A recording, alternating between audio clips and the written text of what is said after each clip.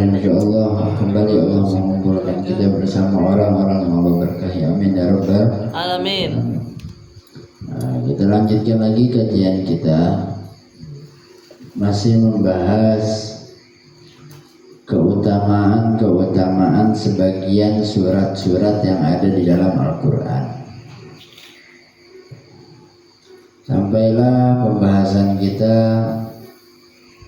pada nomor yang ke-9. Hadis dari Abu Hurairah radhiyallahu taala anhu qala Nabi sallallahu alaihi wasallam man qara'a hamim ad-dukhan fi lailatul jum'atin ghufira lahu. Shallallahul azim wa sallallahu rasul karim wa ala dzalika minasyaitin. Di dalam hadis ini mengatakan, kata Nabi Muhammad SAW, siapa orang yang membaca hamim atau satu surat full Dukhan itu yang diawali oleh hamim, dibaca dari awal sampai akhir, maka keutamaan dibacanya pada malam Jumat ya. Jadi kalau malam Jumat bukan cuman bukan cuman Yasin, Kahfi, antara juga nih Dukhan. Ya paling afdal baca Kahfi memang. Yasin, Kahfi lah paling afdal. Habis itu Yasin. Ya. Habis itu Dukhan baca tiga-tiganya, baca semuanya. Jangan tanggung. Misalnya habis maghrib baca Yasin. Habis isanya baca Kahfi. Habis itu istirahat sebentar, nanti jam 9 atau jam 10 baca Dukhan. Nggak lama ya. Lailatul Jum'ah, pada malam Jumat, apa yang akan kita dapatkan? Ghufira lahu, maka Allah subhanahu wa ta'ala akan mengampuni dosa-dosanya. Nanti baca itu Allah udah ampunin dosa-dosa itu ya, bagi orang-orang yang membacanya. Kurang tahu, lupa anak ayatnya berapa, tapi nggak terlalu panjang Dukhan itu, nggak terlalu panjang.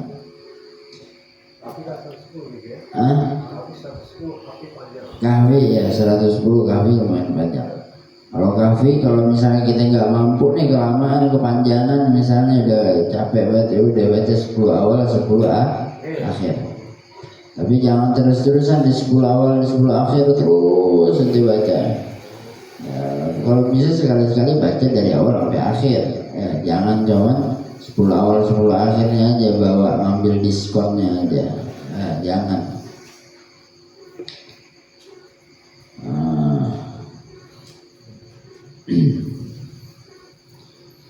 Hasil siapa orang yang membaca surah Dukhan pada malam Jumat, maka orang tersebut akan mendapatkan ampunan dari Allah Subhanahu wa ta'ala.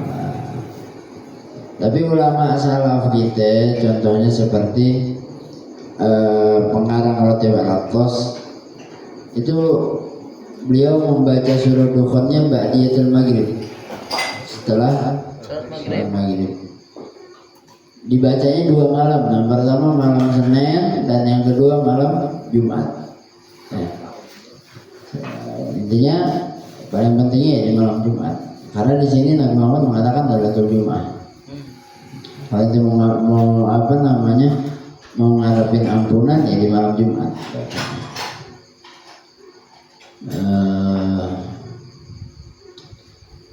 Lanjut lagi yang selanjutnya.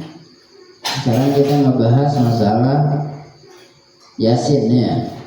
Yasin itu qalbul Quran. Dalam hadis lain mengatakan suratul Yasin 5 quri'alah.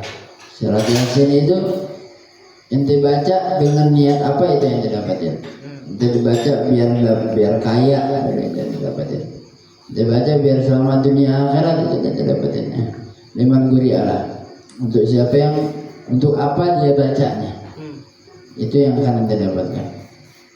Qira'atu surat Yasin wahidan wa arba'in marratan mujarrabatun li qada'i jami'il hajat. Kalau ente punya hajat, penting banget nih hajat nih, butuh, benar-benar butuh. Misalnya santri yang pengen banget berangkat ke Hadramaut, pengen banget dapet ini, pengen banget itu. Atau bapak-bapak yang punya tanahnya banyak, pengen banget tanahnya kejual misalnya. Nah, baca nih 41 kali Yasin. 41 kali Yasin baca. Kalau alhamdulillah ini anak amalin, alhamdulillah benar. Waktu sebelum berangkat ke Hadramaut belum ada panggilan, bayar udah semua udah beres, tinggal nunggu panggilan kapan berangkat. Alhasil anak punya umi ngomong udah baca Yasin 41 kali. Anak baca dari habis maghrib selesai di 40-nya jam 9 malam. Selesai di 90-nya selesai di 40-nya jam 9 malam. Sisa satu tuh. Anak setor dulu berangkat ke Empang. Dari Bogor, dari tempat tinggal anak, rumah di Karakar. Berangkat ke Empang, nyampe di Empang jam 10:30 kurang lebih, baca 1 kali di situ. Alhamdulillah itu malam Jumat. Qadarullah Sabtu pagi langsung dapat panggilan. Malam Jumat, Sabtu pagi langsung dapat panggilan, minggu depan langsung berangkat ke Hadramaut. Cara bacanya gimana ya? Sebutin aja awalnya niat baca 41 kali surah Yasin dengan tujuan ini Fatihah, bisa baca 41 kali Yasin. Kenapa kok emang harus ke Empang ya? Enggak, cuma sirnya aja. Pas lagi baca Yasin itu kepikiran Empang terus ziarah Empang terus. Udah akhirnya tekad 1 kalinya khotamnya 41-nya khotamnya deh kita baca di Empang. Alhamdulillah Allah kabulin berangkat ke Hadramaut. Alhamdulillah. Nah, hasil 41 kali Yasin itu mujarab banget buat gotoil hajat. Kita punya hajat apa? Biar tertunaikan hajatnya baca 41 kali Yasin. 41 kali Yasin ini ya hanya orang-orang yang serius saja. Kalau dia bacanya nggak serius ya mental. Besok males capek ngopi dulu ngerokok dulu. Bisa. Harus terus-terusan. Besok aja hari ini 10 besok 10. Nah, bisa. Ya, kalau orang yang nggak serius tuh baru sekian kali udah down dia, udah nggak ada niatan lagi. Berapa menit Allah alam? 10 bisa jadi, tergantung kalau misalnya kita lancar ya cepat, tapi kalau masih ngeja lama. Malah seperti itu. Yasin 41 kali Yasin itu bisa gobulin aja. Habis beres 41, doa apa aja itu gobulin aja. Allah alam cepat atau lambatnya. Karena udah baca 41 Yasin, tapi 3 tahun yang lalu kok hajatannya belum kecapai. Itu udah urusannya Allah. Allah kapan mau gobulin pasti, yang intinya pasti digobulin, tapi nggak tahu cepat atau lambatnya Allah. Tapi bisa cepat ya takbir aja, itu mah kebetulan aja bisa cepat 3 hari langsung Allah gobulin. Cuman kalau bahasa kasarnya mah kebetulan aja itu. Ya, semuanya punya nasib masing-masingnya. Faedah Afada Sayyidina Habib Al-Munif Salim bin Hafidh. Ada sebuah faedah yang bisa kita petik dari kakeknya Habib Umar bin Hafidh, Umar bin Muhammad bin Salim bin Hafidh bin Syekh Abu Bakar bin Salim nafa'allahu bih. Anna mimma yaf'aluhu salaf ridwanullah alaihim lidaf'il mudar wa jalbil manafi' ziarah Nabi Allah alaihi salatu wassalam. Bahwasannya salaf kita itu orang-orang soleh kita dulu itu kalau dia mau daf'al mudar mencegah mudarat, mencegah keburukan atau biar kehujanan manfaat, dapat keberkahan terus, keburukannya mental terus. Apa yang mereka lakukan? Ziarah Nabi Allah Hud alaihissalatu wassalam, melakukan ziarah Nabi Hud. Di mana ziarah Nabi Hud? Mu'tamad, khilaf ya, mu'tamadnya di Hadramaut. Nabi Allah Hud, Nabi Hud gede, kuburannya banyak. Alhamdulillah Allah kasih izin 3 kali ziarah di sana. Ziarah tahunan. Kalau di Indonesia ada namanya ziarah kubro Palembang. Di Hadramaut ada ziarah kubro, namanya ziarah Nabi Allah Hud. Waktunya sama, di bulan Sya'ban menjelang Ramadan. Ya, jadi 1 atau 2 minggu sebelum Ramadan itu semua orang yang ada di Tarim, yang ada di Sewon, yang ada di Husaisah, semuanya berangkat ke ziarah makam Nabi Allah Hud. 3 hari berturut-turut. Sama Palembang juga 3 hari berturut-turut. Sama 3 hari juga ada ziarah-ziarahan juga dari Palembang. Hasil kalau kita pengen mendapatkan kebaikan dan terjauhkan daripada keburukan-keburukan, ya ziarah Nabi Allah. Kita mah jauh ya, siapa yang punya rezeki, siapa yang punya tekad niat, bismillah, insyaallah Allah panggil berangkat. Au qira'atu ihda wa arba'in marrah min suratul Yasin, atau membaca 41 kali surah Yasin. Nggak bisa bicara Nabi Allah Hud, ya udah baca 41 Yasin, tapi di depan magumnya Sayyidina Al-Faqih Al-Muqaddam. Sama aja di Hadramaut juga Faqih Al-Muqaddam ini. Faqih Al-Muqaddam. Ini adanya di Hadramaut juga sama. Ya, Muqaddam adanya di Hadramaut. Susah juga ada lagi caranya. Au qira'atu Sahih Al-Bukhari fi Masjid Ba'alawi di Tarim. Atau ente baca kitab Sahih Bukhari, hadis Sahih Bukhari tebal segini, tapi di Masjid Ba'alawi. Adanya di mana? Tarim. Tarim lagi. Besok berangkat. Oke, amin. Allah ya lihat. Nah itu keutamaan semua tuh ya. Oh, berarti kota Hadramaut ini kota yang kota yang mulia. Ya. Nah ini selain di Tarim di sini nih, selain di Hadramaut ente di rumah bisa. Atau membaca 1000 kali, belum beres sudah buset aja. Atau baca 1000 kali salawat munajjat. Pendek salawat munajjat mah, masih panjangan Yasin 41 kali daripada ini. Salawat munajjat bunyinya gimana? Allahumma sholli ala sayyidina Muhammad sholatan tunjina biha min jami'il ahwali wal afat, sampai akhir. Kurang lebih 1 jam ya. Berarti bacanya cepat ya 1 jam. Nah, ini manfaatnya buat apa? Buat mencegah mudarat ya, atau biar ente dapat banyak keberkahan. Baca salawat munajjat berapa kali? 1000 kan?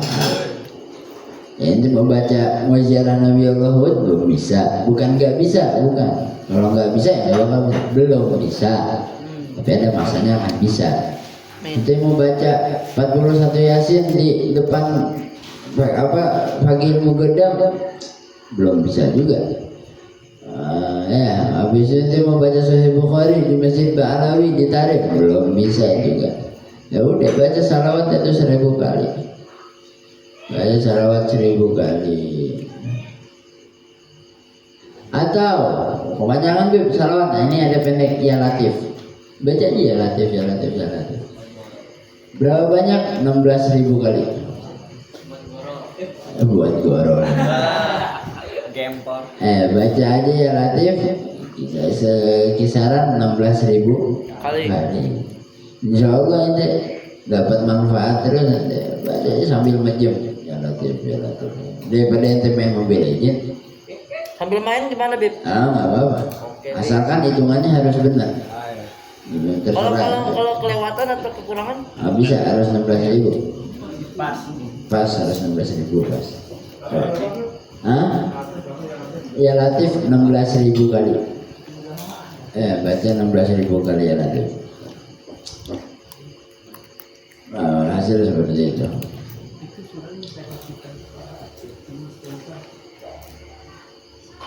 Ini ada lagi nih amalan-amalan banyak nih, amalan-amalan yang ada dalam Al-Quran. Idza aradta as-sidqa fi qawli fa'khir min qira'ati inna anzalnahu fi lailatul qadar. Ini pendek, ini mah pendek. Kalau ente pengen selalu ucapan ente ini baik, selalu biar terhindar dari ucapan yang bohong, pokoknya ucapan-ucapan yang indah lah, maka hendaklah ente memperbanyak bacaan inna anzalnahu fi lailatul Qadar sampai akhir. Berapa kali? Sebanyak-banyaknya. 10 kali udah banyak belum? Ente menurut ente udah banyak belum? Udah banyak. Udah 10 kali sehari. Sehari 10 kali. Wa in arada ikhlas fi jami' ahwalika fa'aktsir min qira'ati qul huwallahu ahad. Kalau ente pengen amalan-amalan ente biar ente bisa ikhlas, biar nggak ada dalam hati kita niatan ria atau apa, atau pengen diupah atau apalah segala macam, maka perbanyak baca qul huwallahu ahad sampai akhir. Wa in aradta tayassirul rizqi fa'afir min qira'ati qul a'udzu birabbil falaq. Siapa orang yang pengen rezekinya mudah, lancar, gampang, enggak seret rezekinya, maka baca qul a'udzu birabbil falaq sampai akhir. Sebanyak-banyaknya. Sebanyak-banyak. Pengen rezekinya banyak, banyakin aja baca Al-Quran. Pengen dapat 10 juta, jangan baca 10 kali ente. Bacanya banyak. 10 juta 1000 kali. Boleh nggak pakai wudu? Boleh. Yang penting ente bukan baca Al-Quran. Maksudnya bukan megang Al-Qurannya. Cuma baca dengan hafalan, nggak masalah. Boleh. Wa in aradta salamatan minasyarri fa'aktsir min qira'ah. Kalau ente pengen selamat daripada segala macam keburukan-keburukan, maka perbanyaklah baca qul a'udzu birabbin sampai habis. Jadi kalau misalnya pengen ucapan-ucapan selalu baik, baca apa tadi? Al-Qadar. Kalau pengen ikhlas, Qul huwallahu. Kalau pengen rezekinya gampang, rezeki doang ente mah ingatnya. Duit aja. Kalau pengen selamat daripada keburukan, kan lupa kan? Kalau pengen selamat dari keburukan, Itu jarah. ente Anas. Kalau rezeki tadi udah rezeki.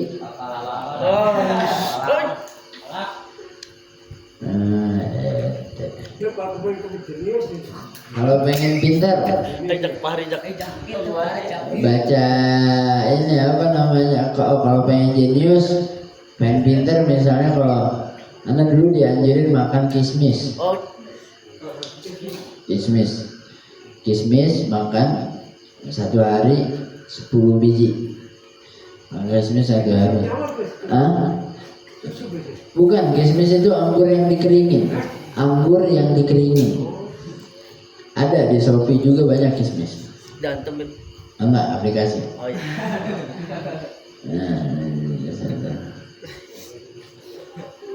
Hasil seperti itu. Itu amalan-amalan semua itu ya. Amalan-amalan Quran semua. Makanya ente kalau kita misalnya nggak pernah ninggalin Al-Quran aja, hidup kita tentram. Amin. Kalau ente selalu hidup bersama Al-Quran, apa yang ente mau ada. Anak punya orang tua, anak punya ibu, subhanallah nggak pernah lepas dari Al-Quran setiap hari. Kerja nggak kerja, duitnya ada, malahan ngasih ke anak-anak ini duit. Dari mana? Allah duit, rezeki dari Allah. Karena apa? Karena dia nggak pernah ninggalin Al-Quran. Kalau orang yang selalu meninggalkan Al-Quran, ya dia bakalan risau. ya dia bakalan cemas. Duit sisa sekian, duit udah mau habis atau apa ya. Ya, karena kita jauh dari Al-Quran, makanya kita bakalan risau, bakalan cemas. Lanjut lagi kita bahas masalah keutamaan surah Al-Ikhlas. Apa sih fadilah keutamaan kita membacakan surat Al-Ikhlas? Fadlu surat Al-Ikhlas. Surah Al-Ikhlas itu ya qul huwallahu ahad, Allahu samad, lam yalid walam yulad walam yakul lahu kufuwan ahad. Di antaranya yang pertama tadi yang udah dijelasin, menyebabkan hati kita menjadi hati yang ikhlas. Karena rajulun minal ansar yaumuhum bil masjidil Quba. Dulu ada seseorang daripada kaum Ansor yang menjadi imam di Masjid Quba. Wa kana kullama iftataha suratan yaqra'uha lahum fi salatin faqra'a biha iftitah bi qul huwallahu ahad hatta yafrugha minha thumma yaqra'u bi suratil ukhra ma'aha. Jadi seorang sahabat Nabi ini yang dari kalangan kaum Ansor ini, dia setiap dia jadi imam, setiap dia sholat itu setelah baca Fatihah selalu baca kulhu, beres kulhu Allah ahad, udah beres baru baca surah yang lain. Setiap dia sholat, setiap dia rakaat, satu rakaat pertama baca Fatihah, baca kulhu, baru surah yang lain, misalnya surah apa ya, Waqiah misalnya. Rakaat kedua Fatihah, kulhu, surah lain, Bukhara misalnya. Semua jenis sholat, semua rakaat dia selalu baca kulhu. Sehingga ditanya sama makmum yang lain, ini kenapa setiap ente sholat pasti baca kulhu sebelum baca surah-surah yang lain? Ada apa ente? Nah, karena akhirnya seorang Ansar tadi ngomong, anani wa hibbuha, karena aku senang sama surah kulhu, aku cinta sama surah kulhu. Sampai kabar ini ya nyambung, berita ini nyambung ke Rasulullah. Gak ada yang nyampein ke Rasulullah bahwasanya kami nggak mau diimamin sama orang Ansor tadi, Fulan tadi nggak mau lagi diimamin sama dia. Akhirnya dipanggil orang Ansor tadi, dipanggil sama Nabi. Ente kenapa kok orang-orang Ansor, orang-orang yang di Masjid Quba nggak mau ente jadi imam lagi? Akhirnya ceritain nama orang Ansor dari Nabi bahwasanya gini. Intinya mereka nggak suka dengan saya yang selalu membaca kulhu sebelum surah yang lain. Akhirnya ditanya sama Nabi, ente kenapa baca kulhu terus sebelum surah yang lain? Kenapa nggak langsung aja surah yang lain? Nah, kata sahabat tadi, ya karena ana cinta sama kulhu, ana cinta sama Al-Ikhlas. Maka kata Rasulullah SAW, in hubbaha adkhalkal jannah. Kalau ente memang benar cinta dengan surah Al-Ikhlas, maka engkau akan masuk surga. Ya, dengan cinta surah Al-Ikhlas tadi. Itu baru satu surah. Bagaimana kita cinta dengan Al-Quran sepenuhnya. Ya, baru satu surah aja jaminannya masuk surga. Bagaimana dengan Quran sepenuhnya. Salah satu daripada kemuliaan surah Al-Ikhlas.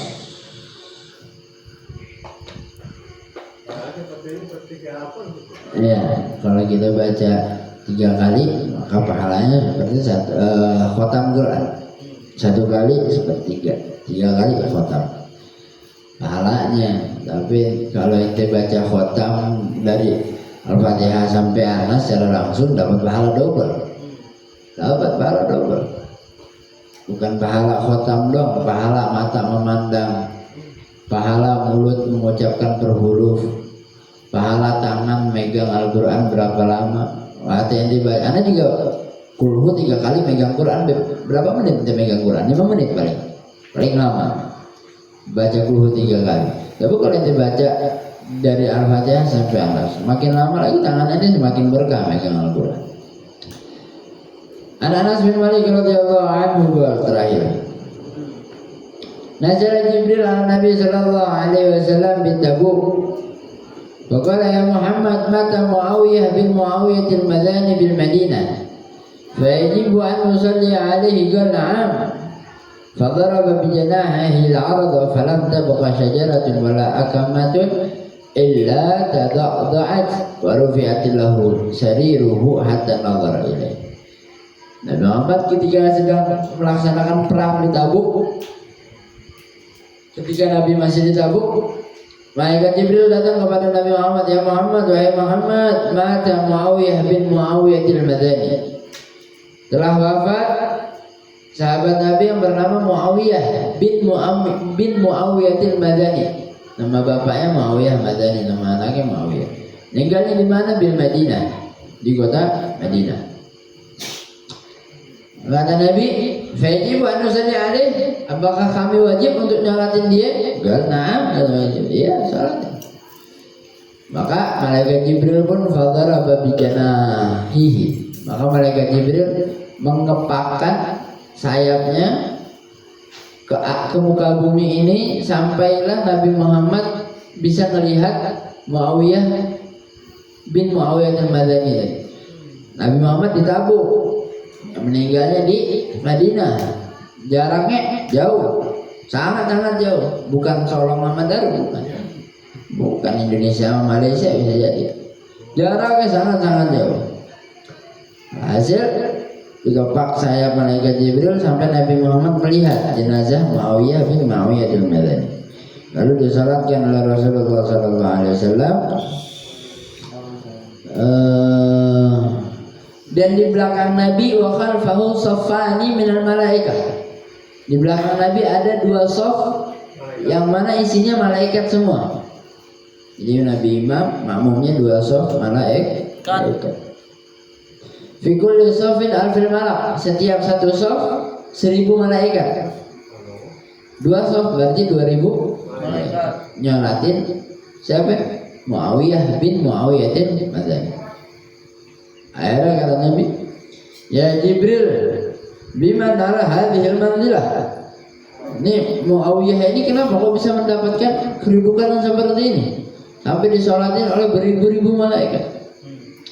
Maka kata Nabi Muhammad SAW, bihubbihi qul huwallahu ahad. Karena dia suka membaca qul huwallahu ahad, dan dia cinta dengan surah tersebut. Dan selalu dibaca dalam keadaan jaian, dalam keadaan dia datang atau dalam keadaan pergi, misalnya dalam keadaan perjalanan selalu dibaca nih Allah. Dalam keadaan diri kah, dalam keadaan duduk lah, ala kulli hal, dan dalam setiap keadaan. Dalam keadaan lapar, dalam keadaan haus, dalam keadaan kenyang atau dahaga atau apa segala macam, dalam keadaan semua keadaan dia selalu baca qul huwallahu ahad. Waqad ruwiya, dalam riwayat lain mengatakan di setiap satu shafnya ini 60.000 malaikat. Ada riwayat yang kedua mengatakan jadi dua shaf. Satu shaf yang pertama 1000, shaf yang kedua 1000. Riwayat lain lagi mengatakan shaf pertama 60.000, shaf kedua 60.000, jadi 120.000 malaikat nyolatin.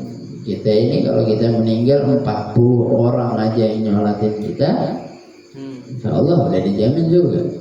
Ini orang yang nyolatin, tapi ini malaikat maksum, yang terjaga, ya falu nama yu'marun, selalu melaksanakan apa yang diperintahkan.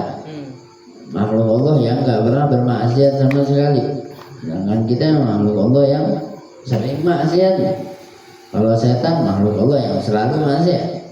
Ya. Kalau ente teman setan berarti seperti itulah. Ya. Nggak beda jauh kita sama setan. Ini disolatin oleh malaikat. Alhasil intinya para sahabat ini, para sahabat ini mereka membaca atau cinta dengan qul a'udzu birabbil qul huwallahu ahad dengan surah Al-Ikhlas ini, mereka cinta tanpa sebab. Mungkin kita sekarang cinta sama Qul Huwallahu Ahad atau Al-Ikhlas. Sebabnya apa? Fadilahnya. Beda. Cinta kita karena sebab. Cinta mereka tanpa sebab. Mana yang lebih afdal? Yang tanpa sebab. Tulus. Cinta mereka tulus. Karena ketulusan ini yang bisa menjadikan mereka mulia di sisi Allah Subhanahu wa Ta'ala. Sebenarnya apakah hanya Al-Ikhlas saja yang harus dicintai? Mana surat yang menurut ente enak, indah, cintain dulu. Bisa jadi kita mendapatkan seperti orang-orang yang cinta dengan surah Al-Ikhlas. Ya, nggak harus Al-Ikhlas yang kita cintain, senengin terus. Kalau orang kalau udah cinta selalu menyebutkan namanya. Kita kalau udah cinta sama itu surah selalu kita baca itu surah. Ya, misalnya ente suka sama surah apa? Fatihah, baca setiap hari Fatihah sebanyak-banyaknya. Buktiin kalau ente memang benar-benar cinta. Amalin yang ada di dalam suratul Fatihah. Mereka mengamalkan yang ada di dalam Al-Ikhlas. Mereka cinta, mereka sebut terus Al-Ikhlasnya. Wallahu a'lam bishawab. Mau yang apa? Kita tutup sama doa. Habis itu segmen tanya jawab. Bismillahirrahmanirrahim. Alhamdulillahirabbil alamin. Allahumma shalli ala sayyidina Muhammad wa ala ali sayyidina Muhammad. Rabbi ighfir lana wa liwalidina, Rabbi ighfir lana wa liwalidina. Warhamhum kama rabbuhum saghira. Rabbana la tuzigh qulubana ba'da idh hadaytana wa hab lana min ladunka rahmah innaka antal wahhab. Rabbana zalamna anfusana wa illam taghfir lana wa tarhamna lanakunanna minal khasirin. Sallallahu alaihi wasallam Muhammad nabil ummi wa alihi wasallam. Alhamdulillahirabbil alamin. Fadhil yang mau ditanya-tanya silakan. Bib, mau nanya Bib, kan sekarang nih banyak nih lihat di laptop tuh kayak cewek-cewek nulis Quran nih. Jadi misalnya kurang tahu ya dia hafal atau ngeliat lagi, tapi jadi dari awal sampai akhir tuh dia nulis. Itu hukumnya gimana Bib? Apakah harus ada ijazah atau semua orang boleh ngelakuin itu? Yang pertama. Terus kedua, kenapa kalau misalnya abis ngaji tuh selalu dimana-mana bilang wallahu a'lam bishawab? Udah itu Bib. Yang pertama, untuk menulis Al-Quran, hukumnya live menulis Al-Quran boleh. Apakah perlu ijazah? Enggak.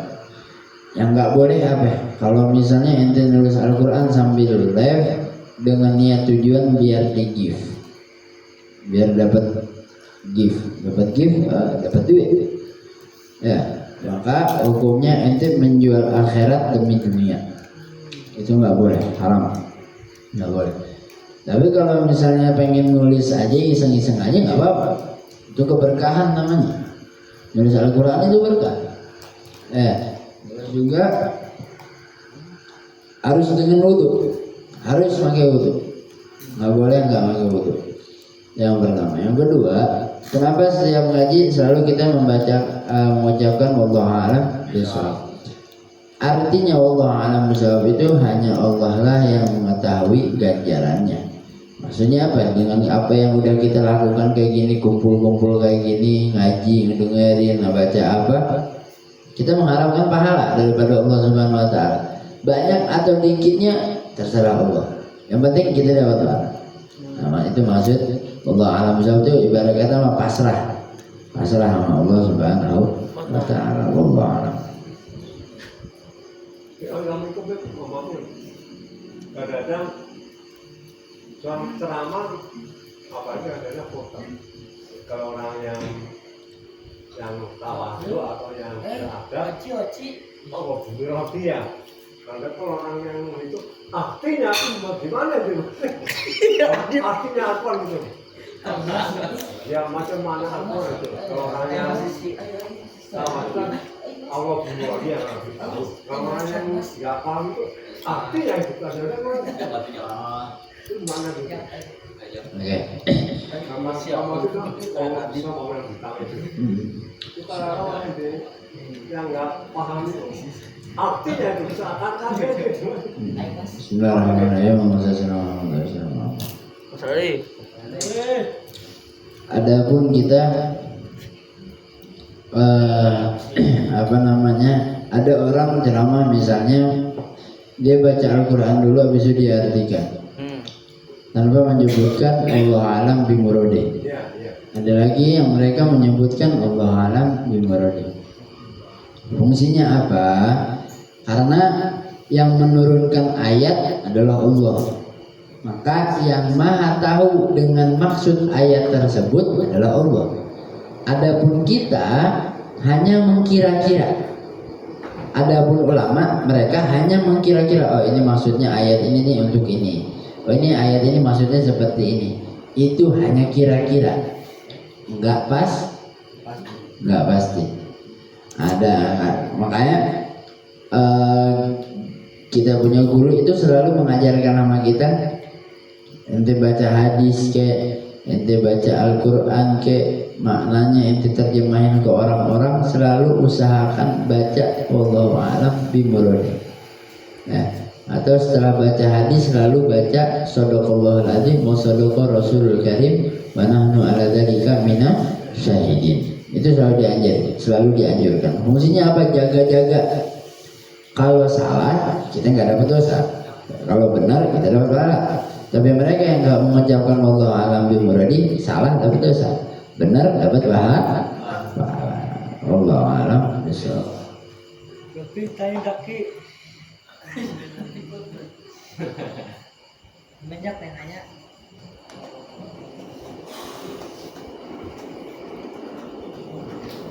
Ini Bib, nanya Bib. Kan di pesantren kan capek ya kegiatannya ini. Di Gojali. Enggak. Oh, bukan. Kan namanya lagi sholat. Terus pikiran ya. Terus kan duduk ini terus apa kan nunggu isya, dari maghrib nunggu isya kan istighosah dulu ya. Terus tidur sambil gini terus keluar acah apa itu. Oh, kirain apa? Itu apa namanya? Itu udunya batal apa najis apa gimana? Bismillahirrahmanirrahim. Yang pertama yang kita lihat, bagaimana caranya duduk ente. Duduknya mungkin. Kalau duduk ente kayak gitu hukumnya enggak batal dan enggak najis. Nah, tapi kalau misalnya ente Duduknya mungkin. tidurannya tiduran atau tidurnya sujud sujud kayak gitu, maka hukumnya najis dan batal. Intinya kalau misalnya ente duduknya mantap, duduk sila, maka itu enggak najis ilernya dan juga wudhunya enggak batal banget. Kalau kaki loncat gimana, Bib? Gini, Bib. Kalau kaki lonjor itu membatalkan, Mbak. Membatalkan. Kalau lonjor itu membatalkan. Kalau misalnya duduk di kursi kayak gitu tuh nggak batal, asalkan kursinya nggak bolong-bolong. Ini bolong. Nggak kelihatan. Kalau misalnya ada bolongnya batal. Kayak misalnya kursi plastik tuh kan ada suka bolong-bolongnya tuh, ya kan? Tidur nanti di situ batal. Tapi kalau rapat itu nggak masalah. Lutfi nanya, oke? Ayo penyakit nih. Enggak ya. Pi, nanya di. Nanya. Kata Lutfi gini, Bib, kalau misalnya ini, Bib, tidur gini nih, palanya yang goyang-goyang. Yang DJ. Oh, gitu-gitu. Sampai gini Mas kalau kelihatan ini. Kan soalnya Kalau palanya doang nggak apa. sampai gini aja masih gini. Tapi kalau udah sama badannya, nah batal dah. Ya Lutfi. Ya Lutfi tidur gitu juga. Enggak bos sekarang mah senggol.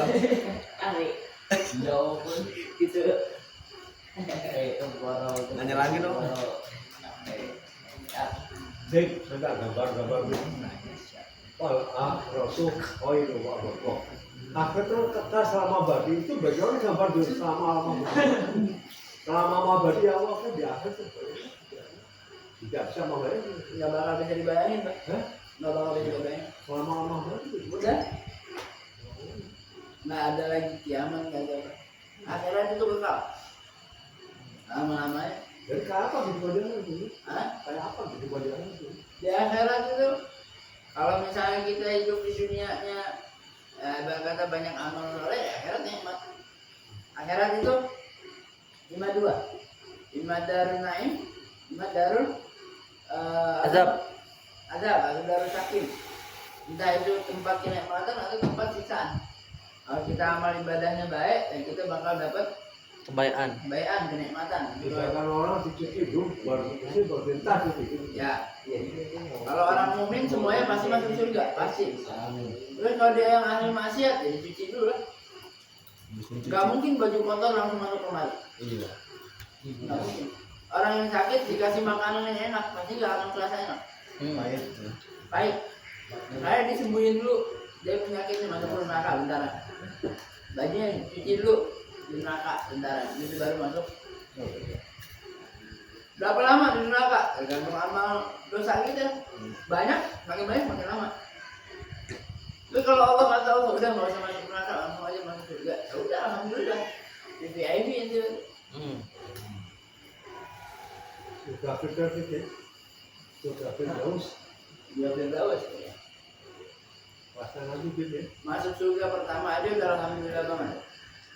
Adina. Masuk surga Firdaus ya udah. Sama Nabi itu. Pasti nanti gitu. Bib, mau nanya.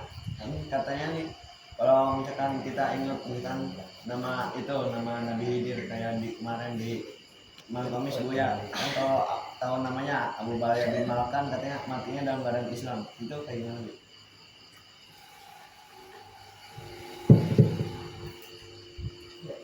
Itu memang ada beberapa riwayat mengatakan seperti itu. Ada beberapa perkataan ulama yang membenarkannya. Cuman bukan berarti dengan kita cukup tahu doang ente nggak mau sholat. Apa? Oh yakin nggak mau sholat? Ente cukup tahu doang ente nggak mau zakat, nggak mau puasa, nggak mau haji, anda udah yakin mati dalam keadaan Islam. Pencuri juga dia tahu dia bakal mati ke dalam keadaan Islam. Selamat atau enggaknya nggak tahu. Amal ibadah kita yang menentukan. Kalau ya itu karena ada beberapa orang memang yang mimpi dia bisa selamat dari azab kubur karena tahu dengan nama asli Nabi Khidir. Bahkan ada lagi hadis mengatakan siapa orang yang tahu nama yang ke-100 dalam Asmaul Husna dakhalal jannah, masuk surga. Bukan mati Islam lagi, masuk surga. Asmaul Husna ada berapa? 9. Ada satu lagi. Rahasia. Ya Allah. Cari tahu sendiri lah. Bukan. Itu zatnya. Asmaul Husna itu sifatnya Allah. Ada 99. Satu jarang ditulis di mana-mana. Ada satu jangan di mana-mana. Kasih dong bocor. Hah? Mahal ini. Kulgar kasih ini. Kulgar. Ada riwayat mengatakan ya Farid. Ya Farid. Ada riwayat mengatakan seperti itu. Farid ya. Ya Farid, ya. Pakai dal. Ya Farid. Ya, Farid. Tapi tetap sholat mau sholat ente. Ya, anak aja tahu tetap sholat, tetap puasa, tetap zakat haji. Haji belum. Buh, Farid. Hah? Oh, Farid. Ya Farid. Ya Farid itu nggak ada dalam kitab Asmaul. Coba aja ente buka Al-Quran ada nggak ya Farid? Farid ya. Ya Farid. J. Pakai dal. Kalau pakai jim bahaya ente artinya itu. Farjun. Ya Farid. Perempuan itu. Pakai dal bukan pakai jim. Kalau pakai jim ente. Allah ente. Tapi itu yang ngomong kata. Allah bisa. Artinya apa Bib ya Farid? Di Farid. Farid. Farid. Iya. Artinya apa? Farid aja, Farid. Inilah enak banget yang nanya tadi. Boleh lah. VIP bos. Ayo. Apa nih asli Kiai nanya. Angkat puasa raja. Bos, takbir. Kiai Lutfi nanya sih. Abang manfaat puasa aja. Iya. Ya makanya ngaji game Kamis Bismillahirrahmanirrahim. SB. Pertama, manfaat puasa Rajab. Umumnya puasa itu junnahun lakum. Umum. Junnah itu mau inti bulan Rajab ke mau inti luar bulan Rajab, puasa itu adalah tameng. Tameng tah. Bagi buat inti orang yang belum nikah. Nafsu inti tinggi, pesawat inti besar, Gacor. puasa inti. Hyper. Yang pertama, yang kedua, manfaatnya puasa bulan Rajab itu melatih melatih kita biar kita terbiasa puasa bulan Rajab. Ramadan. Oh iya. Kalau misalnya kita langsung tiba-tiba Ramadan ya siap nggak siap, Mokel. tiba-tiba jeda, akhirnya itu nggak betah.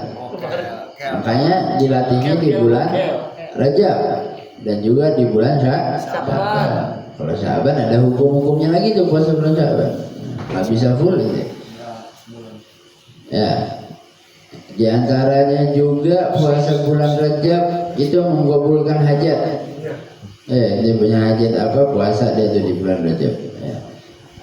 Kalau kata Nabi itu cukuplah di antara keutamaan puasa bulan Rajab Allah ridho itu sudah cukup daripada keutamaan-keutamaan yang lain. Allah a'lam. Lagi nggak? Ada mas satu lagi terakhir. Ini ada Beb.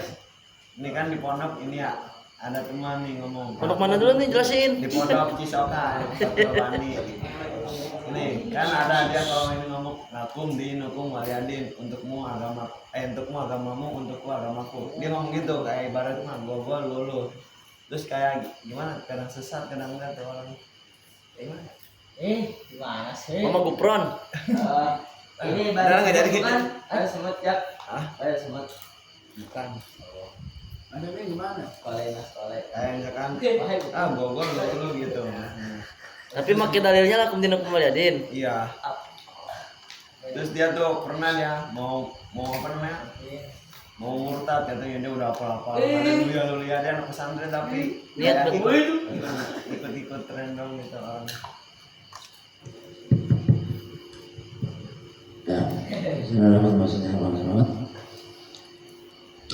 Tuh kalau orang udah kayak gitu, mau ente kasih nasihat nggak bakal sanggup ente, nggak bakal bisa. Udah lo gue itu lakum dinukum waliyadin itu udah.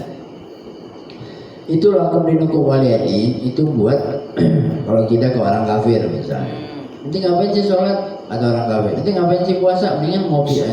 Lakum dinukum waliyadin. Agama mana? Lo gue misalnya orang kafir nggak masalah. Terus udah biarin. Nih.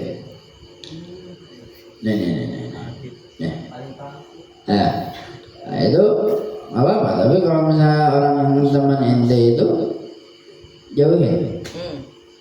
Itu virus. Terus gimana Bib? Anak pengen dia berubah? Ente nggak bakal bisa berubah. Harus orang yang dia takutin. Siapa? Misalnya gurunya. Nggak boleh itu gurunya nggak apa-apa. Ya. Terus dia nyebutin apa haleluya itu. Nah itu nggak boleh hukumnya. Bahaya. Bisa murtad ya. Bisa dia murtad ya. Seperti itu. Ya bermain-main dengan agama itu nggak boleh. Apalagi ucapan saya kayak ente apa mengucapkan astaga naga. Betul ente ucapan kayak gitu nggak boleh juga, haram. Itu kalau kata orang tua anak tuh dulu, jadi anak tuh dulu pernah punya tetangga kafir. Dia selalu ngomong astaga naga. Kalau kita astagfirullah. Ini astaga. Depan orang tua anak keikut-ikutan ke fotokopi aman astaga naga mah ngapain kayak gitu misalnya. Kenapa kok gitu mah astaga naga? Itu ucapan orang kafir. Kata mama nggak boleh itu ngomong kayak gitu. Nggak boleh, haram, dosa. Ya intinya apa namanya? Kalau sama orang kafir lakum dinukum waliyadin, ucapan dia astaga naga, ucapan kita astagfirullah. Ya, misalnya dia selalu ngomong ya misalnya kita ya Allah ya latif ya Farid. Ya. Tapi kalau sama agama Islam enggak, ad-dinun nasihat kata Nabi. Agama itu nasihat. Ya. Kalau dia enggak mau dinasehatin bahaya itu ya, hatinya keras. Nah, itu dijauhin aja itu apa namanya? Virus. Allah. Jauh itu bahaya. Enggak ada yang nanya lagi dah. Udah habis. Udah habis ya. Haji mau nanya nggak Pak Haji? Jadi mau nanya. Bayi. gitu. Udah emang. Udah. Sekarang pertanyaan udah kewakilin semua. Udah mewakilin.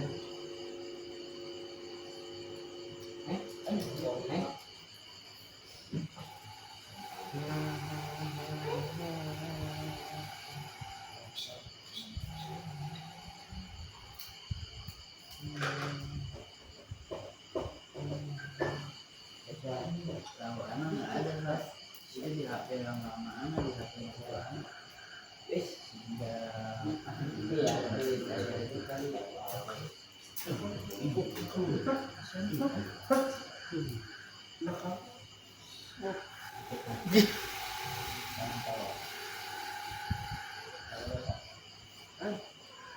Ya, apa itu namanya?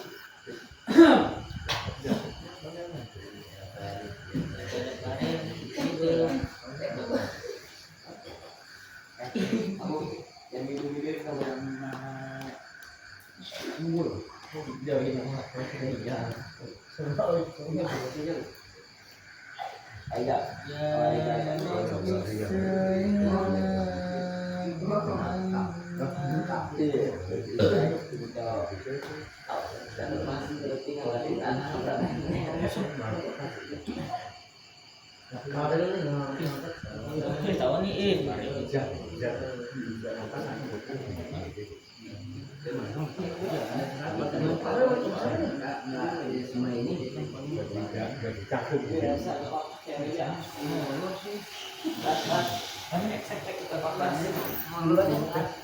Berapa Dit?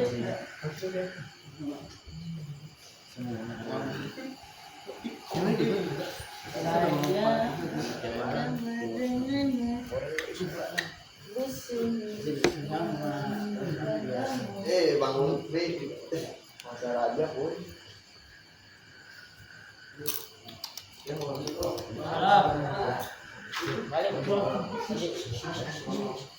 ini wifi Udah bawa aja. Ariel ngulung euy.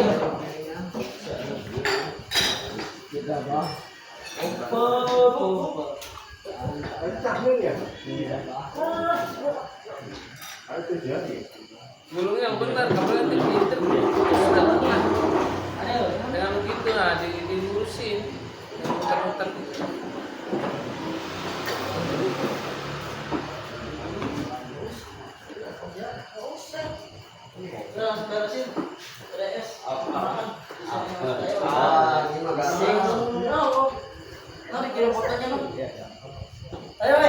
Ikat mana? Diikat lagi. Ke DS makan-makan istrinya Ustaz Ayu ulang tahun.